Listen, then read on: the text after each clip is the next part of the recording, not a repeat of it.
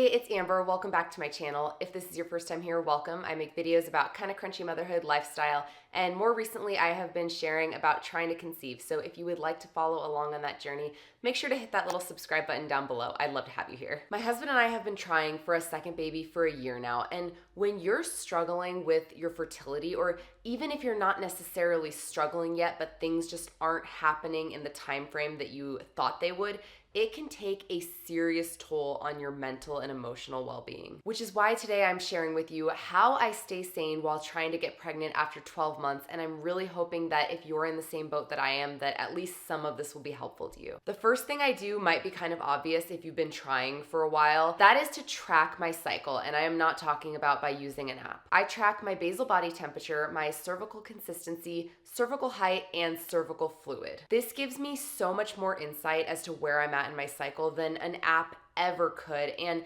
it takes out so much of the guesswork about timing things properly. It can be so incredibly frustrating to know that you are timing sex properly every single month and nothing's happening, but it also is really freeing, I've found, to know that you are timing it properly and you're not just rolling the dice, hoping that your app is right and wondering if this is going to be the month or not. Knowing all of this information about your body and your cycle and how the two relate could also help you potentially if you end up needing to go to the doctor, because you will be able to give them this wealth of information about your cycle so that they might be able to better pinpoint what's going wrong. I will admit the second thing is really hard not to do, and that is trying not to symptom spot. This is also where tracking your cycle can be really helpful, because if you pay attention not just to when you ovulate, but to what happens after you ovulate, then you'll start to realize what's normal for you in your luteal phase, because a lot of PMS symptoms caused by rising progesterone can be really similar to early pregnancy symptoms that are triggered by HCG. But even if you decide not to track, just trying to not pay attention to every little twinge or slightly unusual feeling that you experience in the 2-week wait is really helpful in the long run, especially because it's really disheartening if you convince yourself that you might be pregnant and then you end up getting a negative pregnancy test or your period comes. I know a lot of the things that I normally experience in my luteal phase. So even though my brain still wants to be like, oh, could that be an early pregnancy symptom? If it's something I've felt a million times in all of my luteal phases, then I know immediately, like, no, that's not it. And even if I do feel something a little bit out of the ordinary, I've just gotten really good at kind of shutting that thought pattern down right when it starts. Treating the 2-week wait more like a 1-week wait is actually something that I've started doing more recently. For me, and probably for a lot of people trying, the 2-week wait is arguably the most nerve-wracking part of your entire cycle. You've tried, you've done everything you can do, and now you just have to wait and see. And those 2 weeks can feel like a whole month in and of itself. The thing to know is that implantation usually happens sometime between days 6 and 12 DPO. And I've actually known this for a long time, but it only just recently clicked that for the majority of us, during that first week of the 2-week wait, you are probably not pregnant. At 3 DPO or 4 DPO, even if you might be thinking that you're feeling something a little bit off or different, it's probably just caused by rising progesterone due to ovulation and not early pregnancy. Knowing that, I don't even worry or think about whether or not I'm pregnant or going to get pregnant during that first week of the 2-week wait, and it makes the whole time period just feel a lot shorter and a lot less overwhelming. And that brings me to my next point, which is deciding ahead of time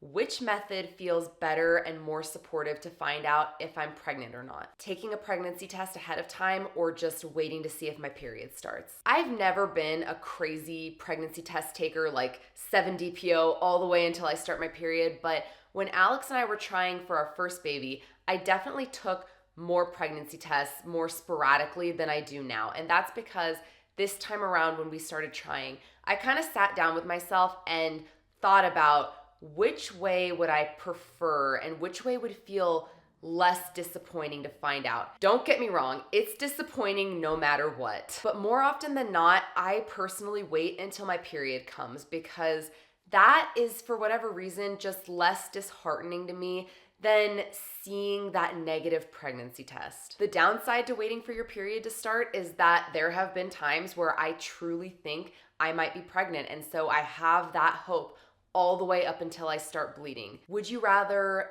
see the negative pregnancy test and know possibly a few days before your period comes, or is that just really soul crushing to you and you'd rather just wait for that final confirmation of your period coming?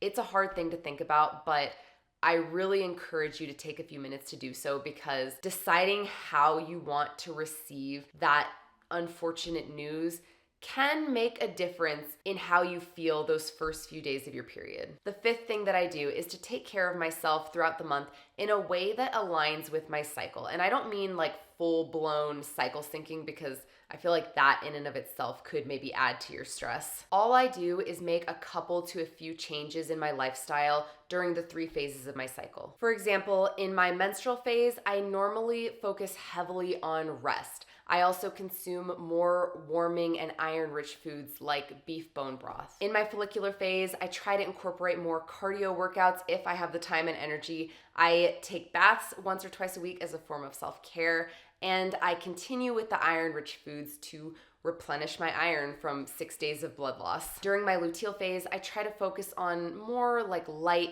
fluid movement like yoga and walking, and I drink a lot of warming teas like chai rooibos and jujube tea. And in making these changes, not only do I feel better, but I also feel better knowing that I'm doing my part to take care of my body and take care of my cycle, so that at minimum, I'm increasing our chances of conceiving every single month. Doing just little things daily or weekly that bring me joy has probably been one of, if not the most important thing. If you've been trying for a while, you know that trying to get pregnant can easily become all-consuming and it can take over your life. For a while there, it was quite literally all I thought about every time I had a spare moment. Reminding myself that I need to still remember to enjoy my life even though I'm going through a hard thing was an absolute game changer. And it doesn't have to be anything big. I think this is where social media can be tough sometimes, because you see people like getting facials and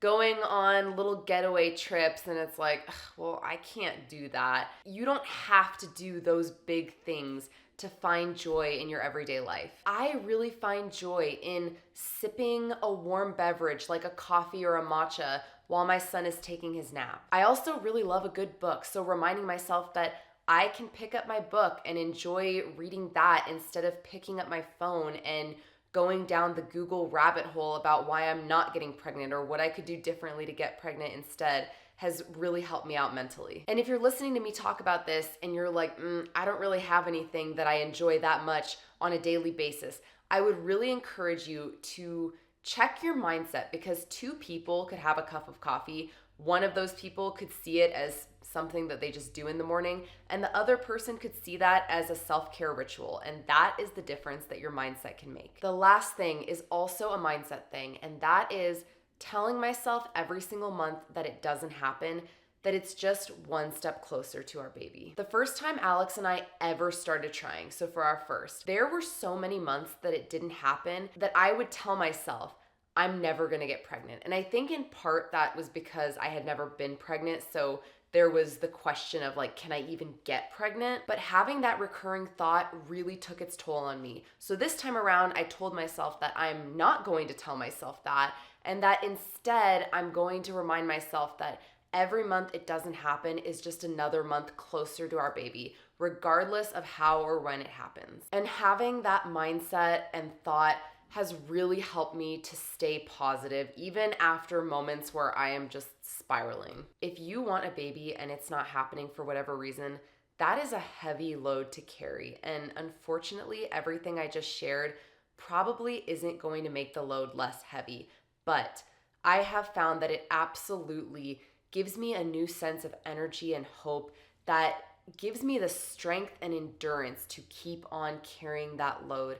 And I hope the same for you. If you are trying to get pregnant and it's not happening for you, I am sending you so much love. I hope you're having a beautiful day, and I will see you in the next one. Bye.